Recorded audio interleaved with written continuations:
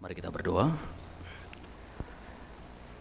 Biarlah ini menjadi satu komitmen kami percaya dan taat kepada Tuhan, dan ketika kami akan mendengarkan suara Tuhan melalui firman Tuhan yang kami akan baca renungkan hari ini, menggelisahkan kami untuk boleh taat kepada Tuhan. Tuhan, tolong hamba-Mu yang menyampaikan kebenaran firman Tuhan dan setiap jemaat agar memiliki hati yang mau diajar oleh Tuhan dan tidak mengeraskan hati kami. Kami mohon belas kasihan Tuhan pada setiap kami, di dalam nama Tuhan Yesus Kristus. Amin. Silakan duduk kembali.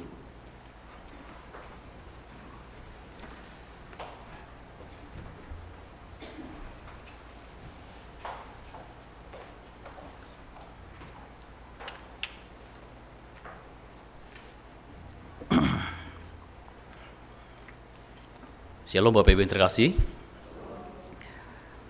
Ya, ini sekian kalinya saya setiap mau khotbah itu nggak bisa tidur loh. Jadi sepanjang malam tadi nggak bisa tidur, mencoba untuk memejamkan mata, nggak bisa tidur. Ya, seharusnya saya telepon Bu Yani ya, supaya kita bisa ngobrol sampai pagi. Mana Bu Yani? Ada? Oh ya, supaya bisa telepon-teleponan gitu ya, menemani sepanjang malam. Jadi ternyata saya pikir-pikir kenapa nggak bisa tidur ya? Oh, jadi pagi ngantuk banget karena ikut seminar, lalu minum kopi, terus kemudian jam 3 coba untuk pulang tidur, tapi nggak bisa tidur, lalu kemudian siap-siap pasutri, jam 6 kemudian selesai kita sampai jam setengah 9, kemudian saya balik lagi ke kantor untuk persiapan dan kira-kira bisa sampai jam 11, ada sisa kopi, ya itu ya, setengah gelas di meja saya habisin malam itu, dan pada akhirnya saya nggak bisa tidur. Begitu ya, dan itu pergumulan. Kadang-kadang juga di dalam mau khotbah juga selalu ada hal-hal yang bisa menghantam ya. Nah, kita akan tetap boleh merenungkan firman Tuhan, kiranya ini tidak berlama-lama, tetapi kalau melihat dari teks yang saya tulis ini cukup panjang ya. Mudah-mudahan tidak ngantuk, atau justru saya ngantuk tidur di sini. Ibrani 4 ayat 13. Ibrani 4 1 ayat 13. Kita akan baca secara bergantian. Kita akan merenungkan firman Tuhan, sunat dalam hati.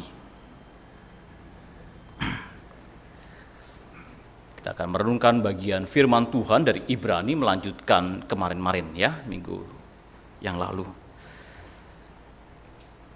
Saya akan baca ayat 1, Bapak Ibu ayat kedua, dan sampai ayat yang ke-13. Hari perhentian yang disediakan Allah.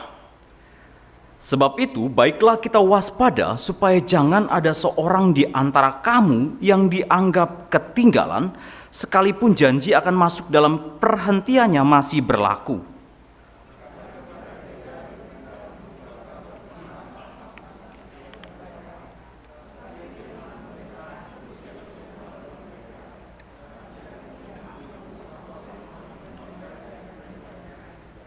Sebab kita yang beriman akan masuk ke tempat perhentian seperti yang ia katakan, sehingga aku bersumpah dalam murka-Ku, mereka takkan masuk ke tempat perhentianku, sekalipun pekerjaannya sudah selesai sejak dunia dijadikan.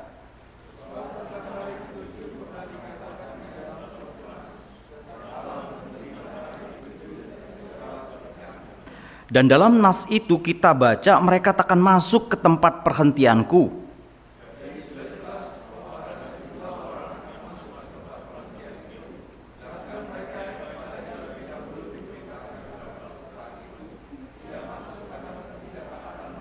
Sebab itu ia menetapkan pula suatu hari, yaitu hari ini ketika ia setelah sekian lama berfirman dengan perantaran Daud, seperti dikatakan di atas, pada hari ini jika kamu mendengar suaranya, janganlah keraskan hatimu.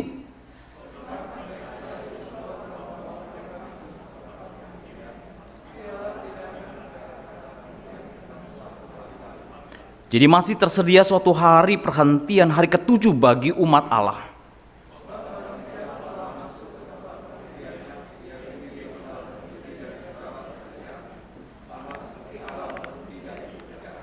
Karena itu baiklah kita berusaha untuk masuk ke dalam perhentian itu supaya jangan seorang pun jatuh karena mengikuti contoh ketidaktaatan itu juga.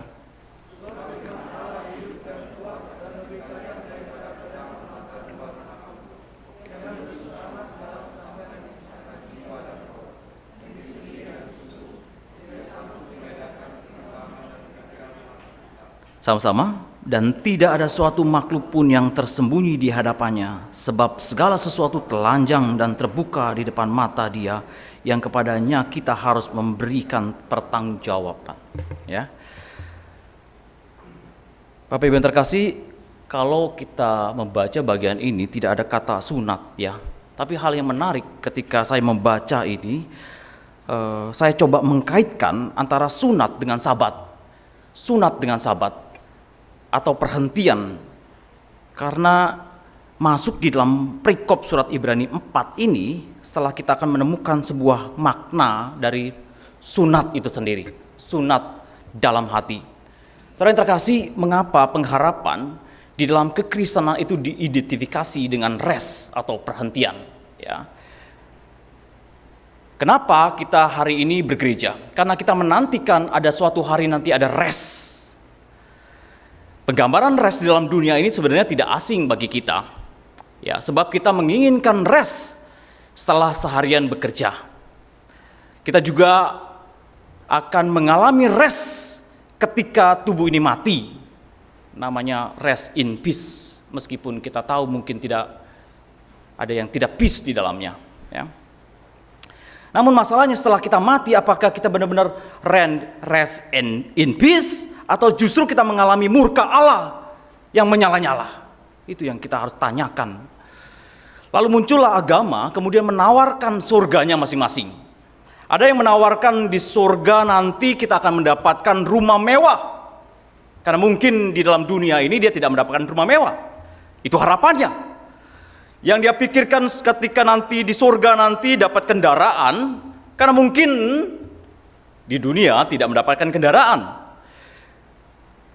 Mungkin dia pikir di surga nanti akan banyak uang, maka karena apa? Karena di dalam dunia dia tidak punya banyak uang. Ada juga yang menawarkan wanita cantik di surga. Karena mungkin saja di bumi tidak mendapatkan wanita yang cantik, sehingga ada harapan kalau di surga nanti dia bisa mendapatkan wanita yang cantik itu. Ada yang berpikir bahwa surga ya kerjaannya cuma nyanyi-nyanyi begitu ya. Banyak hal-hal yang kita pikirkan tentang surga, dan konsep kita itu dipengaruhi banyak hal karena keinginan kita yang belum terpenuhi. Maka bagaimana dengan kekristenan? Kalau kita berbicara tentang perhentian, kita akan kembali melihat kisah Taman Eden, ya, di mana manusia pertama ditempatkan oleh Allah dengan tujuan agar manusia menguasai, mengelola, memelihara, dan mereka menikmati semua yang diberikan Tuhan atasnya. Di dalam bahasa Aramaik diterjemahkan sebagai house of bounty, rumah karunia, atau tempat itu dinamakan bountiful, atau sebuah kelimpahan. Kelimpahan akan apa? Kelimpahan yang menjadi kebutuhan manusia. Namun nanti bukan hanya soal makan dan minum ketika di Taman Eden, melainkan yang paling terpenting adalah di taman itu kita bersama-sama dengan Allah. Di dalam tujuan Allah bersama-sama. Maka surga bukan hanya tempat kita menghabiskan hawa nafsu, bukan. Ketika kita tidak tercapai keinginan kita di bumi ini, melainkan kembali bersama dengan Allah. Yesus mengatakan, di mana aku berada, kamu pun berada. Itu tujuan daripada perhentian kita. Jangan pikirin soal makan dan minum atau kawin mengawin. Karena Alkitab berkata sesat kamu kalau hanya berpikir itu. Karena pikiran duniamu kami bawa ke surga. Surga adalah sebuah perhentian bersama-sama dengan Allah. Namun masalahnya tidak semua orang masuk di dalam perhentian. Tidak semua. Sebab itu di ayat ke-1 dikatakan, baiklah kita waspada, ini diingatkan, waspada, supaya jangan ada seorang di antara kamu yang dianggap ketinggalan, sekalipun janji akan masuk ke dalam perhentiannya masih berlaku. masih berlaku. Orang Kristen berada dalam posisi yang sama dengan orang Israel yang akan memasuki penggambarannya memasuki tanah Kanaan. Karena janji untuk janji perhentian itu janji yang di tanah Kanaan. Tetapi janji itu masih berlaku hari ini. Maka di dalam bahasa Yunaninya menunjukkan bahwa janji itu tetap terbuka dan dapat dipercaya dan akan dilaksanakan. Ada perhentian berikutnya. Meskipun saudara tidak mempercayainya, meskipun saudara tidak meresponi dengan tepat hal ini, janji ini, meskipun saudara anggap sorga dan neraka urusan nanti setelah meninggal, meskipun saudara tidak peduli dengan adanya sorga atau segera, ya nantilah, sehingga saudara mengabaikan untuk meninggalkan kejahatan dan berpaling kepada Tuhan, janji ini dikatakan tetap terbuka dan akan digenapi bahwa mereka tidak akan masuk dalam perhentian Tuhan. Karena ayat yang kedua, bagi mereka firman pemberitaan itu tidak berguna karena tidak bertumbuh bersama-sama oleh iman dengan mereka yang mendengarnya. Ya. Mereka tidak bertumbuh di dalam kebenaran firman Tuhan. Nah, gambaran ini disajikan di dalam sebuah peristiwa Yosua yang terdapat dalam Bilangan 32 ayat 11 sampai 12. Saya akan bacakan gambaran ini ya. Bilangan 32 ayat 11 sampai 12. Bahwasanya orang-orang yang telah berjalan dari Mesir yang berumur 20 tahun ke atas tidak akan melihat negeri yang kujanjikan dengan bersumpah kepada Abraham, Ishak dan Yakub, oleh karena mereka tidak mengikuti aku dengan sepenuh hati, kecuali Kaleb bin Yefun orang Kenas itu dan Yosua bin Nun, sebab keduanya mengikuti Tuhan dengan sepenuh hatinya. Maka sebagian memang bangsa ini tidak masuk ke dalam tanah Kanaan, tanah perjanjian, tanah perhentian atau beres sejenak. Saudara yang terkasih, meskipun bangsa telah berjalan berpuluh-puluh tahun dalam penyertaan Tuhan, mereka mengalami banyak kesulitan ya di dalam padang itu. Masalah tentang makan kemudian dia komplain, masalah tentang minum dia komplain, masalah tentang kedinginan mungkin dia juga komplain, masalah tentang kepanasan Tuhan pelihara juga, many problems di situ di dalam hidup mereka. Namun mereka hanya berhenti fokus pada masalah dan mengeluh. Dan firman Tuhan katakan karena mereka tidak bertumbuh bersama-sama oleh iman. Berapa banyak dan berapa lama kita menjadi orang Kristen yang kita habiskan adalah mengeluh, merasa kurang ini, kurang itu, berkelahi satu dengan yang lainnya. Kalau lebih, kita diam. Seperti orang Israel di padang gurun dengan segala ketidakpercayaannya, ketidakbersyukurannya. Berapa banyak di antara kita. Kalau kita harus waspada jikalau kita tidak mengalami pertumbuhan iman. Waspada bagian itu. Jangan kemudian nanti saja, asik saja. Waspada. Karena Tuhan Yesus mengingatkan kita dengan banyak analogi. Misalnya pohon anggur yang tidak berbuah lalu dibakar, garam yang tidak asin diinjak-injak, pohon ara yang tidak mengalami sebuah pertumbuhan ya menunjukkan suatu pertumbuhan buah dikutuknya. Jadi waspada dengan hal ini. Dan pada bagian ini Tuhan berkata melalui penulis Ibrani, sehingga aku bersumpah dalam murkaku, mereka takkan masuk ke tempat perhentianku sekalipun pekerjaannya sudah selesai sejak dunia dijadikan. Ayat yang ke-6. Jadi sudah jelas bahwa ada sejumlah orang akan masuk ke tempat perhentian itu, sedangkan mereka yang kepadanya lebih dahulu diberitakan kabar kesukaan itu tidak masuk. Karena apa? Ketidaktaatan mereka. Namun apakah rencana Tuhan menjadi gagal dengan ketidakpercayaan mereka? Dengan orang-orang yang demikian, orang-orang yang tidak mau mendengar dan merespon firman Tuhan, janji Tuhan itu tetap berlaku sampai hari ini. Jadi jangan kemudian kita berpikir bahwa itu masa lalu, itu sejarah. No, ini God history. Ini adalah sejarah Tuhan dari awal, pertengahan, hingga akhirnya. Bahwa mereka tidak akan masuk dalam perhentianku sampai hari ini. Ada orang-orang yang tidak akan masuk. Lalu kemudian saya mau kaitkan mengenai tentang perhentian Tuhan dengan atau sabat dengan sunat. Bagaimana kita mengkaitkan hal ini? Ayat 8. Sebab andai kata Yosua telah membawa mereka masuk ke tempat perhentian, pasti Allah tidak akan berkata-kata kemudian tentang suatu hari nanti. Nah, peristiwa ini dicatat di dalam Yosua pasal 5. Saya akan bacakan supaya Bapak Ibu tahu konteksnya tentang hal ini. Yosua pasal 5 ayat 2. Pada waktu itu berfirmanlah Tuhan kepada Yosua. Kecil-kecil ya tulisannya ya. Dengar. Buatlah pisau dari batu dan sunatlah lagi orang Israel itu untuk kedua kalinya. Lalu Yosua membuat pisau dari batu dan disunatnyalah orang Israel itu di bukit kulit katan. Inilah sebabnya Yosua menyunat mereka semua orang yang keluar dari Mesir, yakni yang laki-laki semua prajurit telah mati di padang gurun di tengah jalan setelah mereka keluar dari Mesir. Ayat kelima. Sebab semua orang yang keluar dari Mesir itu telah bersunat. Semua orang yang lahir di padang gurun dalam perjalanan sejak keluar dari Mesir belum disunat. Ya, yang di padang gurun belum disunat. Sebab 40 tahun lamanya orang Israel itu berjalan melalui padang gurun sampai habis mati seluruh bangsa itu, yaitu prajurit yang keluar dari Mesir yang tidak mendengarkan firman Tuhan. Kepada mereka itu Tuhan telah bersumpah bahwa Ia tidak akan mengizinkan mereka melihat negeri yang dijanjikan Tuhan, dengan bersumpah kepada nenek moyang mereka akan memberinya kepada kita, suatu negeri yang berlimpah-limpah susu dan madunya.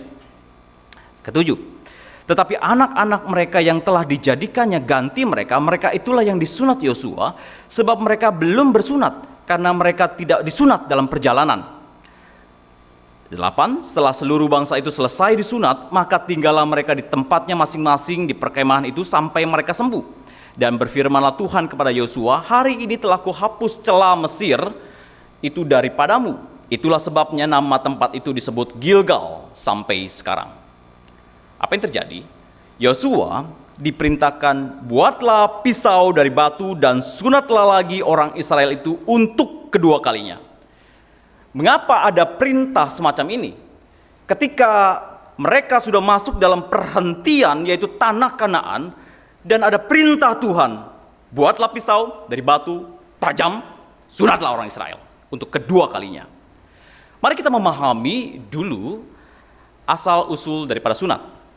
Ya, di dalam Kejadian pasal 12 mencatat seluruh kehidupan Abraham itu dicatat di bagian itu, dan kemudian Abraham menanggapi panggilan Tuhan yang benar. Sebelumnya dia adalah penyembah dewa. Dia di Kejadian 17 memberikan kita rincian lengkapnya. Saya akan bacakan lagi supaya kita mengerti bagian ini. Kejadian 17 ayat 4. Dari pihakku inilah perjanjianku dengan engkau. Engkau akan menjadi bapa sejumlah besar bangsa.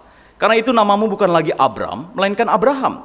Karena engkau telah kutetapkan menjadi bapa sejumlah besar bangsa. Aku akan mengadakan perjanjian antara aku dan engkau serta keturunanmu, turun-temurun, menjadi perjanjian yang kekal, supaya aku menjadi Allahmu dan Allah keturunanmu. Inilah perjanjianku yang harus kau pegang, perjanjian antara aku dan kamu serta keturunanmu, yaitu setiap laki-laki di antara kamu harus apa? Disunat. Haruslah dikerat kulit katanmu, dan itulah akan menjadi tanda perjanjian aku antara aku dan kamu. Anak yang berumur 8 hari haruslah disunat, yakni setiap laki-laki di antara kamu turun-temurun, baiklah yang lahir di rumahmu maupun yang dibeli dengan uang dari salah seorang asing, tetapi tidak termasuk keturunanmu. Kamu harus sunat juga. Orang yang lahir di rumahmu dan orang yang engkau beli dengan uang harus disunat. Maka dalam dagingmu lah perjanjianku itu menjadi perjanjian yang kekal. Dan orang yang tidak disunat, yakni laki-laki yang tidak dikerat kulit katanya, maka orang itu harus dilenyapkan dari antara orang-orang sebangsanya. Ia telah mengingkari perjanjianku. Ya. Jadi praktek ini, sunat ini berlanjut terus dari generasi ke generasi. Tetapi ketika bangsa Israel terpaksa mengembara selama 40 tahun di padang gurun, ritual sunat untuk sementara diberhentikan. Kenapa? Karena di padang gurun, ya. Generasi yang keluar bukan hanya sekedar di padang gurun.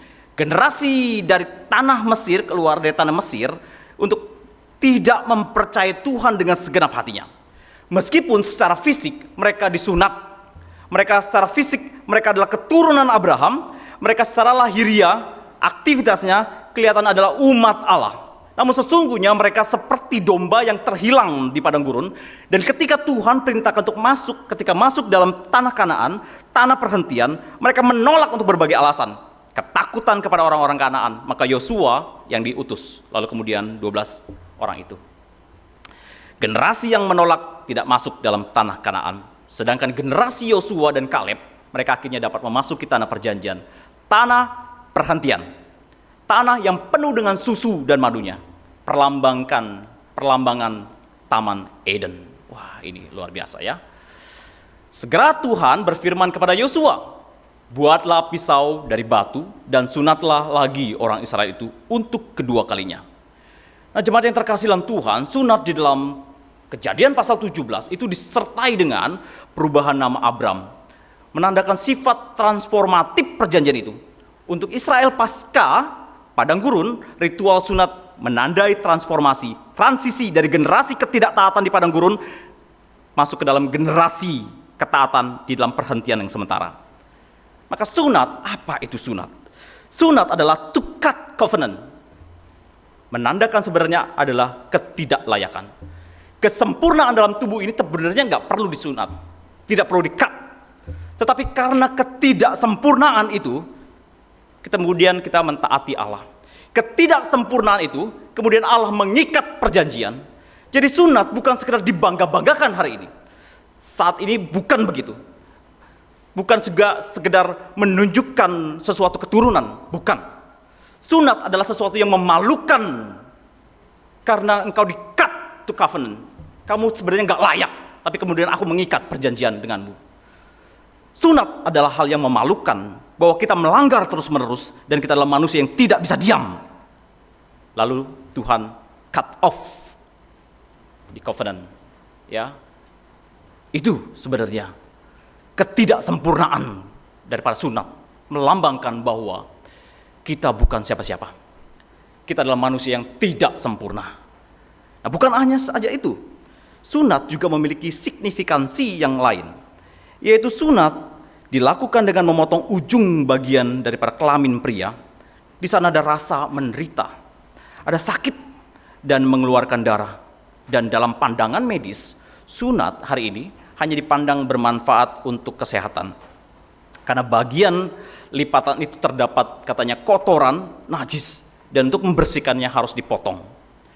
Di dalam pandangan agama, ya, beberapa agama yang kemudian mengharuskan sunat, mereka cuma hanya tahu bahwa itu adalah sebuah perintah atau sedang masuk di dalam sebuah keturunan Abram atau Ismail, ya.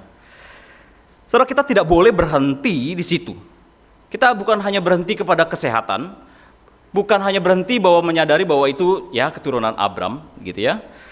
Kita makin dewasa, makin terus bertanya alasan kita melakukan ini dan itu, bukan? Kenapa saudara datang hari ini beribadah? Bukan karena saudara merasa bahwa ya sebagai orang Kristen, no, itu anak-anak. Tapi kemudian kalau semakin dewasa kita tahu bahwa alasan kita datang untuk melakukan ini dan itu adalah karena sesuatu, ya. Kita tidak boleh berhenti kepada cuman hanya ya ikut saja. Itu tanda bahwa saudara tidak dewasa. Tanda orang dewasa adalah bahwa engkau harus bertanya kenapa ini dan kenapa itu. Itu adalah proses dewasa. Yang terkasih, di dalam teologi dikenal dengan istilah progressive revelation, yaitu pewahyuan yang berproses. Yang dulu tidak pernah kita ketahui, lalu kemudian berproses, ternyata begitu tuh. Nah, itu. Jadi ada namanya progressive revelation. Lalu kita mulai paham, mulai terang. Maka praktek sunat bagi Allah itu bukan sekedar iseng tanpa makna. Lalu potong saja. Kenapa harus dipotong di kemaluan? Kenapa nggak potong rambut begitu ya? Nggak perlu sakit. Atau potong kuku sebagai tanda perjanjian. Kenapa tidak potong jari saja? Kenapa harus potong yang bagian yang sensitif itu? Kenapa?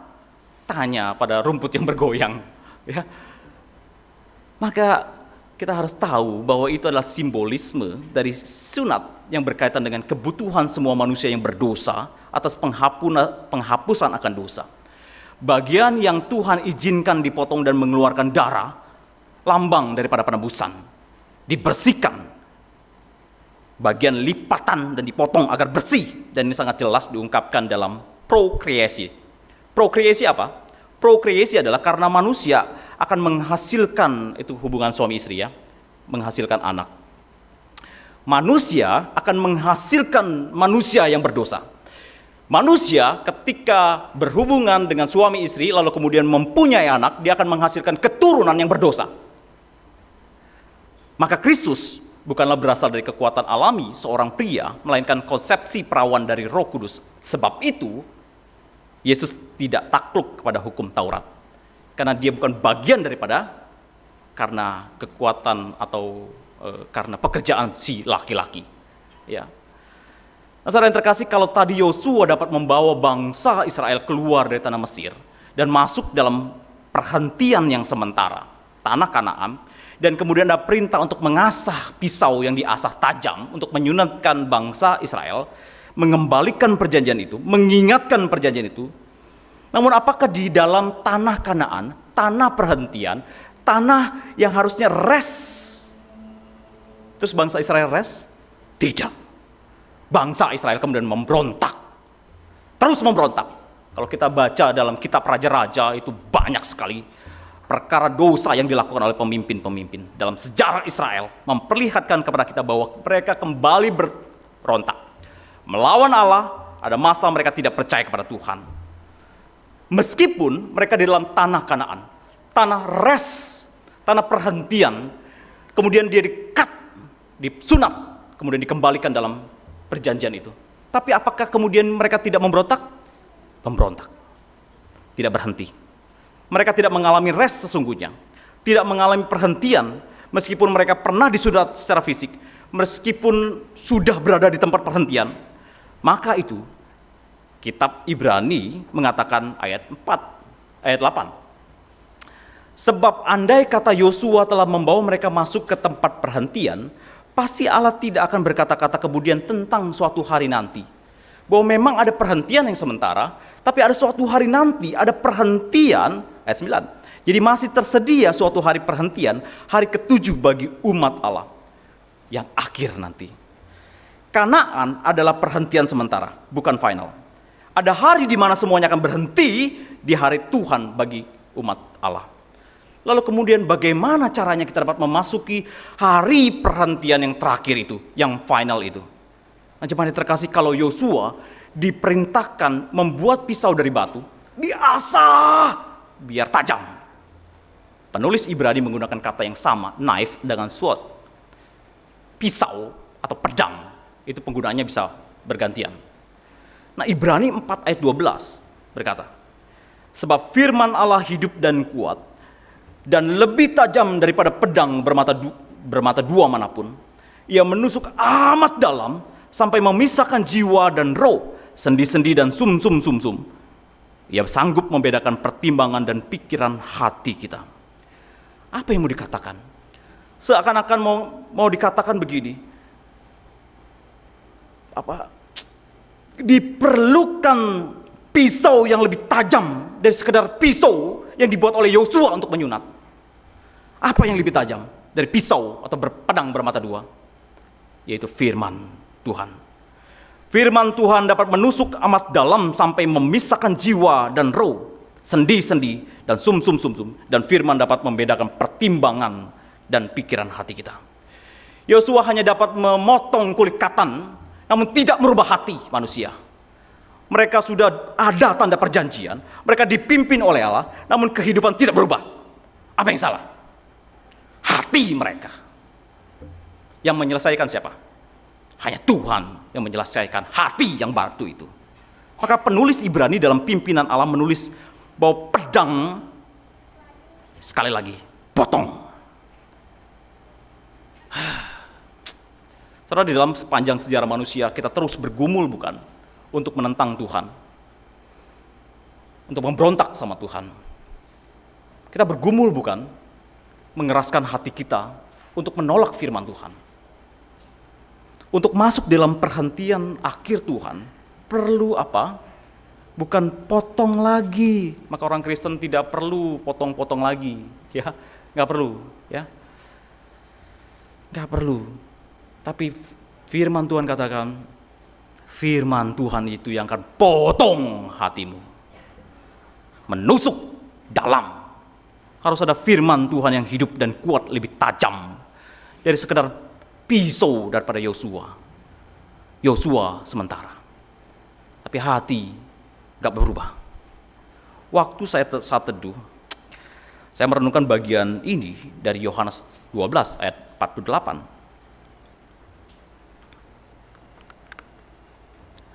Barang siapa menolak aku dan tidak menerima perkataanku, ya sudah ada hakimnya, yaitu firman yang telah kukatakan, itulah yang akan menjadi hakimnya pada akhir zaman. Saudara terkasih, apakah hari ini firman Tuhan bisa diabaikan?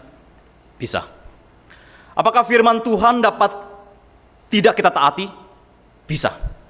Apakah firman Tuhan dapat diragukan? Bisa. Apakah firman Tuhan dapat injak-injak oleh kita? Bisa. Bisa dilakukan. Namun firman Tuhan tetap akan menghakimi manusia yang menolaknya. Ya seperti pedang bermata dua. Firman Allah yang dapat masuk amat dalam sampai memisahkan jiwa dan roh, sendi-sendi dan sumsum. Ia sanggup membedakan pertimbangan dan pikiran hati kita. Ia membuka, menyingkapkan hal yang paling tersembunyi. Karena sunat yang dilakukan oleh Abraham juga tersembunyi. Dan kita menutupinya dengan pakaian. Hanya sementara. Namun firman Allah dapat membuka, menyingkapkan yang tersembunyi itu. Dan pada saat kita tidak dapat membedakan yang mana baik, kadang-kadang kita bingung yang mana baik, benar gak? Firman Tuhan dapat memisahkan hal itu. Firman Tuhan dapat dengan tajam membedah dan memberikan pertimbangan yang baik. Ayat ke-13. Dan tidak ada suatu makhluk pun yang tersembunyi di hadapannya, sebab segala sesuatu telanjang dan terbuka di depan mata Dia, yang kepadanya kita harus memberi pertanggungjawaban. Saudara yang terkasih, saya baca satu buku dengan judul Theology of Body, ya. Itu bicara tentang naked, ya, tentang ketelanjangan manusia waktu manusia jatuh dalam dosa, ya. Dan kemudian yang mereka lakukan apa? Tutupin oleh daun ara, ya, daun, ya. Mereka tutup. Kenapa? Kenapa mereka tutupin? Karena apa? Malu. Malu sama siapa? Malu sama Tuhan, dan malu pada sesamanya, padahal istrinya. Kita berusaha sedapat-dapatnya hari ini menutupi dosa yang nampaknya maupun yang tersembunyi di dalam relung hati kita yang paling dalam. Manusia malu pada Tuhan karena manusia tidak lagi punya kasih kepada Tuhan. Manusia malu kepada istrinya karena akan ada tidak lagi jujur di hadapan istrinya. Malu karena dia punya ketidaksempurnaan. Padahal iblis menawarkan kesempurnaan. Tetapi justru dia jadi malu. Kenapa malu? Malu adalah tanda bahwa kita, dosa itu sedang masuk dalam relung hati kita. Malu. Kenapa kita malu untuk gereja? Kenapa kita malu untuk berbuat ini, berbuat itu? Karena dosa telah masuk dalam hati kita. Tuhan sebenarnya sudah memberikan bahwa dignity, kemuliaan bagi manusia. Tapi ketika manusia jatuh dalam dosa, dia merasa punya konsep diri yang kayaknya ada kurang. Nah, kurang itu yang membuat kita jadi malu. Ya, saya baca bagian itu ada 7 atau 8 begitu ya.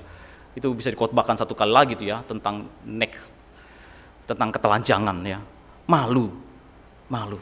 Manusia malu kepada sesama karena sudah kehilangan saling percaya.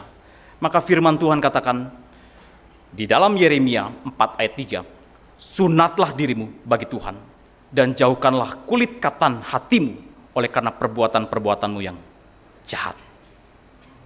Jadi sepanjang perjanjian lama mulailah muncul kalimat ini. Sunatlah hatimu. Bukan literal, bukan Taurat, bukan yang lain. Sunatlah hatimu. Saudara terkasih, sudah berapa lama kita menjadi orang Kristen? 10 tahun? 20 tahun? 30 tahun? 40 tahun? Apakah saudara berjalan seperti umat Israel di padang gurun yang disunat secara lahiriah, menjadi umat orang Kristen, umat perjanjian seakan-akan. Mungkin saudara dilahirkan sebagai keturunan Kristen, lalu kemudian jadi orang Kristen. Dan saudara merasa cukup untuk mendapatkan perhentian bersama Tuhan? No, tidak demikian. Tidak akan, kata Tuhan. Waspada. Bukan karena keturunan, bahwa engkau keturunan Kristen. Bukan karena engkau sudah masuk dalam gereja kemudian kamu layak untuk diselamatkan. Tidak. Jika saya dan saudara tidak pernah mengizinkan Tuhan menyunat hatimu, kita tidak akan pernah masuk dalam perhentian akhir daripada Tuhan. Hanya firman Tuhan yang dapat menyelesaikan hidup kita. Hanya Yesus saja yang akan memotong hatimu dan membawa kita kepada perhentian akhir. Sebab itu masihkah engkau hidup dalam kedagingan, hawa nafsu, kemalasan, ketidakbersyukuran, iri hati, kemarahan, dendam, kenajisan, kecemaran? Cut off. Buang itu. Buang itu. Karena yang masalah bukan di luar sana, bukan lingkungan kita, tapi hatimu yang di dalam itu yang bermasalah. Masalah yang di dalam, yaitu hati yang jahat, hati yang keras. Sunat hatimu. Dengan apa? Dengan firman Tuhan yang kuat, yang lebih tajam daripada pedang bermata dua manapun. Ia menusuk amat dalam sampai memisahkan jiwa dan roh, sendi-sendi dan sumsum. Ia sanggup membedakan pertimbangan dan pikiran hati kita. Namun nyatanya masih banyak orang yang takut membaca firman Tuhan. Saya bicara dengan beberapa orang, ya. Mereka sudah pelayanan, mereka mau pelayanan, mereka mau ikut KTB, ya. Mereka tidak keberatan untuk hal itu. Saya bicara dengan orang-orang yang di Tangerang juga, Jakarta, pelayan-pelayan Tuhan, dia mau. Tetapi ketika saya mengajak dia, boleh nggak baca firman Tuhan dengan rutin saat teduh, biar firman Tuhan berbicara sama kamu? Apa yang dijawab? Mati-matian dia bilang, nggak bisa. Nggak bisa. Kenapa? Karena dia tidak ingin Tuhan mengetahui isi hatinya yang gelap itu. Saudara, kita berdiri di hadapan Tuhan dengan telanjang. Maka biarkan Tuhan menerobos hati kita, mengeluarkan sesuatu yang memang jahat. Sunat hatimu, bukan fisikmu. Sunat hatimu, agar saya dan saudara dapat masuk di dalam perhentian atau rest yang sesungguhnya. Biarlah engkau telanjang dan tidak menjadi malu, karena engkau dan saya membiarkan Tuhan membedah, memperbaiki kita. Bukan hanya sekedar firman Tuhan dikatakan shalom, damai. Bukan hanya bicara tentang berkat, tapi juga bicara tentang kehidupanmu. Biarlah Allah memotong yang di dalam ini, yang busuk ini. Biarlah firman Tuhan menyembuhkanmu, meskipun walaupun itu sakit. Dan disitulah sesungguhnya kita dapat rest yang sejati. Maka Yakobus 1 ayat 21 katakan, sebab itu buanglah segala sesuatu yang kotor dan kejahatan yang begitu banyak yang kita pikirkan. Terimalah dengan lemah lembut apa? Firman Tuhan yang tertanam dalam hatimu yang berkuasa menyelamatkan jiwamu. Kiranya Tuhan tolong kita agar benar-benar membiarkan Tuhan merajai hati kita, membiarkan Tuhan untuk benar-benar menelanjangi kita, mengoperasi kita, agar kita mendapatkan kesembuhan dan kita mendapatkan rest daripada Tuhan.